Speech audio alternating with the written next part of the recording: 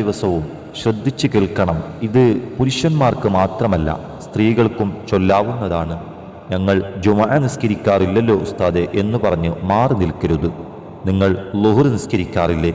വെള്ളിയാഴ്ച ആ ളുഹ്ർ നിസ്കാരത്തിനു ശേഷം ഒരു 25 പ്രാവശ്യം സൂറത്തുൽ ഖദ്ർ ഓതിക്കഴിഞ്ഞാൽ കിട്ടുന്ന പ്രതിഫലം എത്രയാണെന്നറിയുമോ? മഹത്തുക്കൾ പറയുന്നു, 1000 ഹജ്ജ് ചെയ്ത കൂലിയും 1000 പ്രാവശ്യം അള്ളാഹുവിൻ്റെ മാർഗത്തിൽ ധർമ്മസമരം ചെയ്തതിൻ്റെ പ്രതിഫലവും ലഭിക്കുന്നു. എന്താ പ്രതിഫലം! മാത്രമല്ല തീർന്നില്ല, വീണ്ടും മഹത്തുക്കൾ പറയുന്നത് കാണാം. ആ വെള്ളിയാഴ്ച ദിവസം ലോകത്തെത്ര പേർ നിസ്കരിച്ചിട്ടുണ്ടോ ആ ജുമാ നിസ്കരിച്ചവരുടെ ഒക്കെ കൂലി അവനക്ക് കിട്ടുന്നതാണ്.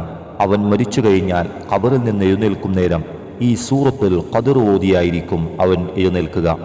അയാൾ വിചാരണയ്ക്ക് വേണ്ടി മഹ്ശറിയിൽ വരുന്നത് സൂറത്തുൽ ഖദ്ർ ഓതിക്കൊണ്ട് തന്നെയാണ് എന്ന് പണ്ഡിതന്മാർ കിതാബുകളിൽ എഴുതി വെച്ചതായിട്ട് കാണാം. അള്ളാഹു